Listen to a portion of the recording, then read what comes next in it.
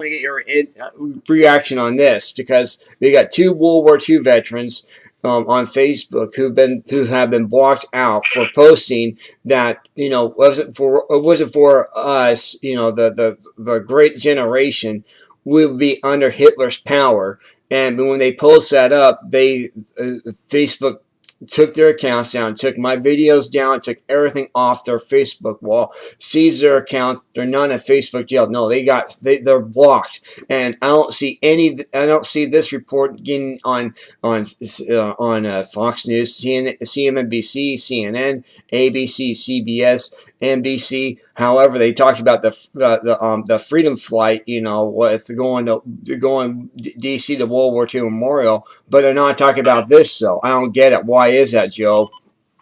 Well, I tell you, you got all my support there, Mark. I don't understand a lot of what's going on, especially with the correctness of the politics of this country, but it just goes without saying. It just goes without saying that these young kids, and they were kids, very young men at the time, were not to fight for our country, and everybody in this country lost somebody. Right. I lost two uncles in that war, and just about everybody else did too. And I can't imagine these men of all men not being able to voice their opinions about anything, because to say they've earned it is they've earned it, put it that way.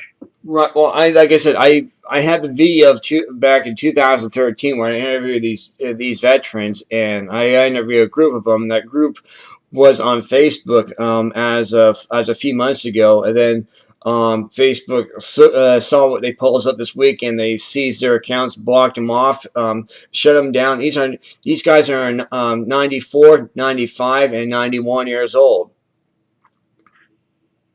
Well, to tell you what's in my guys, if you can lead the fight on this, I'll be right behind you. Where do we go with something like this? How do we bring it to the attention of powers to be? It's all these little things that are chipping away at our society that are finally going to topple our society. And it's really, really starting to come to the forefront, especially over the next 2 years, year and a half of the election cycle coming up. It's going to be pretty dramatic changes in this country. There's no doubt about it. Yeah, well, I mean, like I said, I may be a small little guy. I may be small as a mouse. That's how Disney got started. By the way, he drew Mickey Mouse, and he started a huge foundation. An enterprise. He became a place for family as for fantasy to come to life. The happiest place on earth. I don't see the happiest place on earth. Now they have these shows, with picking on, ABC's doing these sitcoms now, trying to say that they have a Episcopalian, but he lives with a gay lover in his apartment. I mean, what kind of nonsense is this? Is this the kind of society that is corrupting our youngsters now? I mean, this is outrageous.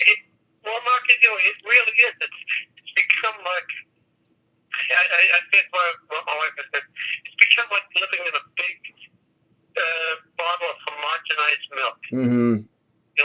Everything has to be represented, because the reality of the situation is that the powers to be, the media especially, are going after the almighty dollar at all costs, at all times. Yeah. And it's ruling our society. There's no doubt about it. It's evilness is what it is. We just had the bomber, we'll call him the Boston bomber, get sentenced to death in Boston. Right. And for what he did. But the reality of the situation is, he should have never been in the place to be able to do what he did.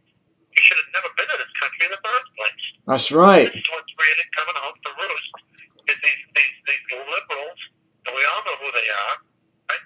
They're not going to be hurt by any of this situation. They're not going to put a uniform on and protect our country. Mm-hmm. They let these people, and I'm not talking about every person, I never have, but boy, there's a glaring example of someone who should never been in place to do the damage he did. And we have 4 people, a young little boy, paying the price. And as far as I'm concerned, the blood on all those bombing victims of the Boston Marathon is really on the liberal establishment of this country. Yep.